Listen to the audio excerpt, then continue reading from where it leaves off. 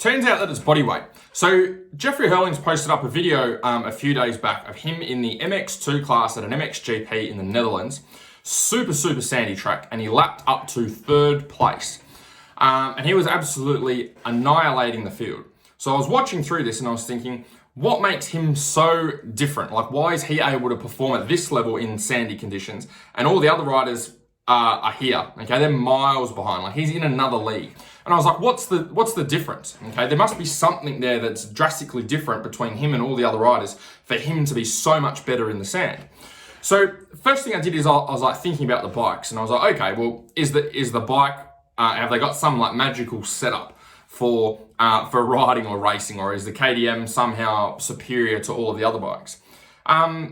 Personally, I think no. I think like there's multiple bikes that are capable of winning in all different conditions. And I think yes, there are some bikes that are better in some conditions than others, but I think overall it's a relatively level playing field. It's not like road racing where we've got some bikes that are miles faster than other bikes. So I kind of took that off the table. And then obviously that just leaves you with the rider. Now, he's been really dominant in the sand on the 250 and on the 450. So I was like, okay, so is there some special skill that he has? And so as I was watching through the MX2 video that he posted up, he really muscles the bike around. Like, he really throws that 250 around like it's a toy. Whereas a lot of the other guys that are out there riding, they're rolling a lot of these big bumps. They're finding it really challenging to be able to get through. So I was like, is there a special skill that he has? And I was like based on what I was seeing, I was like, probably not. Like, he just looks like he really throws the bike around a lot more, whereas the other guys aren't throwing the bike around much. So that led me more into like the strength and the fitness side. And I was thinking, okay, well, maybe he's, let's have a look at his height and his weight. Maybe that's something that's influencing how he performs. Like, maybe if he's a lot taller than the other guys, maybe he has more control over the bike. Or if he's a lot heavier than the other guys, maybe he's stronger and he can muscle around a lot more. So I'll post up this chart of all the heights. I've got the heights and weights of the top 5 guys currently in the MXGP. And then I've got Herlings' height and weight as well. So if you have a look at that, it's interesting. You'll see that Jeffrey Herlings is 183 centimeters and he weighs about 80 kilos. Now, if you go and have a look at the current top 5 for the MXGP, you got Tim Geyser, 180 centimeters, 76 kilos. You got Jorge Prado, 175 centimeters, 65 kilos. You got Jeremy, which is 172.66. You got Maxime at 182.76, and then you got Glenn at 175.68. So you've got a variation of different weights there.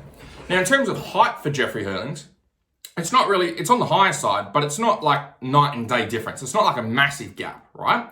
But as you guys can see from the graph, the thing where there is a massive gap is in his body weight. He's weighing 80 kilos. The next heaviest person is 4 kilos less than him. Okay, so he's 4 kilos heavier than the heaviest person. That's a massive gap. Okay, that's not 4 kilos off the average. That's 4 kilos heavier than the heaviest person. So I came to the conclusion that I think that the reason why Jeffrey's so powerful and dominant in the sand is because he's a lot heavier and he's got a bit more muscle mass there. He's a lot stronger.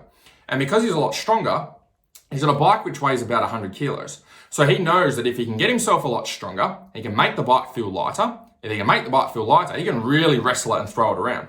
And if you've watched any of the videos with him in the sand, you'll know that's exactly what he does. And that's exactly what it looks like. He's just throwing that bike around like it's nothing, whereas everyone else seems to be having a lot harder time throwing it around. So if you look at like one of the guys like, even like Jeremy or even Glenn, they're probably going to have a harder time muscling the bike around to the same level Jeffrey does when he's got another 10, 12 kilos on them. So you're probably wondering, how do you get stronger for riding and racing without getting big and bulky?